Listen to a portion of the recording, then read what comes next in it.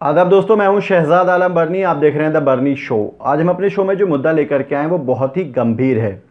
गंभीर इसलिए है कि आखिर रमज़ान के नाम पर राजनीति कब तक होगी, कब तक मुसलमानों की भावनाओं से खेला जाएगा, कब तक मुसलमानों को बेवकूफ़ बनाया जाएगा। रमज़ान का महीना एक पाक और मुक़द्दस महीना होता है, जिस महीने में मुसलमान पूरी शिद्दत के साथ, पूरी मजबूती के साथ, ईमान को पुख्ता रखते हुए ज़िंदगी के हर एक काम को करता है। रमज़ान में कहीं ऐसा कुछ नहीं कहा गया है कि यदि आप रोज़े से हैं तो आप कोई काम ना करें, बल्कि अगर रमज़ान के दौरान आप काम करते हैं, मेहनत करते हैं, अच्छे काम करते हैं, तो उसका और ज़्यादा सिला ऊपर वाला मुसलमानों को देता है। जैसा कि मुस्लिम मिथोलॉजी के हिसाब से हमने आज तक पढ़ा है, हमने आज तक सुना है। लेकिन क्या रमज़ान में अगर चुनाव हो जाए तो क्या वो चुनाव होना गुनाह हो जाता है? क्या रमज़ान में मुसलमान वोट नहीं डाल सकता है? अगर मुसलमान रमज़ान रखते हुए दुनिया के सारे काम कर सकता है, लोगों को खाना खिला सकता है, लोगों के लिए खाना बना सकता है, तो फिर वो एक वोट डालने के लिए, अपने मुल्क की उस जिम्मेदारी को निभाने के लिए क्यों नहीं जा सकता है? दरअसल ऐसा ही मामला देखने को मिल रहा है। लोकसभा के चुनाव सर पर हैं, चुनाव की घोषणा हो चुकी है। इलेक्शन कमीशन की तरफ से 7 फेसेस मतलब के 7 चरणों में चुनाव होगा, जो घोषणा की गई है। 11 अप्रैल से लेकर के और 19 मई तक के चुनाव के 7 अलग अलग चरण होंगे, जिसमें 11 अप्रैल को चुनाव होगा, 18 अप्रैल को चुनाव होगा, 23 अप्रैल को चुनाव होगा, 29 अप्रैल को चुनाव होगा, 6 मई को चुनाव होगा, 12 मई को चुनाव होगा और 19 मई को चुनाव होगा। लेकिन बड़ा सवाल ये उठता है कि इस बार क्योंकि 2019 में रमज़ान का महीना 6 मई से शुरू हो जाएगा। अगर चांद 29 होता है तो 6 मई को पहला रमज़ान हो सकता है। ऐसे में मुस्लिम उलमा के कई सारे बयान आ रहे हैं, क्योंकि उनका कहना है कि क्योंकि रमज़ान का महीना है, इसलिए इलेक्शन कमीशन को तारीख़ों को आगे पीछे कर लेना चाहिए।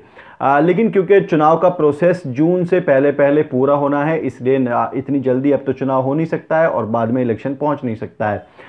लेकिन सवाल यह उठता है कि क्या मुसलमान एक वोट नहीं डाल सकता है? क्योंकि जहाँ तक इस्लामी तारीख़ की अगर आप बात करते हैं तो मुसलमानों की सबसे बड़ी जंगों में से एक जंग बदर भी रमज़ान के महीने में ही लड़ी गई। इस्लामी तारीख़ का अगर आप हवाला करें, जो खाना काबा पे मुसलमानों की हुकूमत हुई वो भी रमज़ान के महीने में हुई थी, और बाकी ऐसे कई सारी रिवायात हमारे सामने हैं जो रमज़ान के महीने में पूरी हुई हैं। सहाबा ने, रसूलुल्लाह ने लड़ते हुए अपनी कौम के लिए बाकायदा कोशिशें की और रमज़ान के महीने में जंगें भी लड़ी हैं। तो क्या मुसलमान एक जंग और नहीं लड़ सकता है? इसको जंग समझ करके लड़ लें, क्योंकि ये आपकी अपनी एक जिम्मेदारी बनती है अपने मुल्क के लिए, कि आपको अगर वोट का अधिकार मिला हुआ है तो उस वोट के हक को आप पूरी तरह से इस्तेमाल करें और मुल्क की बेहतरी के लिए एक वोट डालने ज़रूर जाएं। अगर आप इस्लाम को सही तरीके से फॉलो करते हैं तो ये आपकी ज़िम्मेदारी बनती है कि मुल्क के हालात को बेहतर बनाने के लिए आपको वोट करना चाहिए। लेकिन ऐसे में उलमा का सवाल उठाना, इन सब चीज़ों पे हम वो बयान आपको नहीं दिखाना चाहते कि वो लोग क्या कहना चाह रहे हैं, लेकिन सवाल यही उठता है कि रमज़ान की तारीख़ बदलना आखिर क्यों ज़रूरी है? क्या आप लोग समझते हैं कि रमज़ान की तारीख़ बदलनी चाहिए, या मुसलमान को रमज़ान के महीने में और ज़्यादा ज़िम्मेदारी से अपने वोट का इस्तेमाल करना चाहिए और वोट डालने के लिए जाना चाहिए? ये एक सवाल के तौर पर हमने एपिसोड किया है, ना कि कोई इंफॉर्मेशन के तौर पे किया है। तो आप लोग ज़रूर बताइए कि क्या ये कब तक रमज़ान के नाम पर राजनीतियाँ चलती रहेंगी? आखिर कब तक होता रहेगा ये सिलसिला? क्या मुसलमान रमज़ान में वोट नहीं डाल सकता है? आप लोग इस बारे में क्या सोचते हैं? अपनी प्रतिक्रिया में ज़रूर बताइए। वीडियो के नीचे कमेंट बॉक्स है, उस कमेंट बॉक्स में जाएं और जा करके अपनी प्रतिक्रिया हमें ज़रूर बताएं।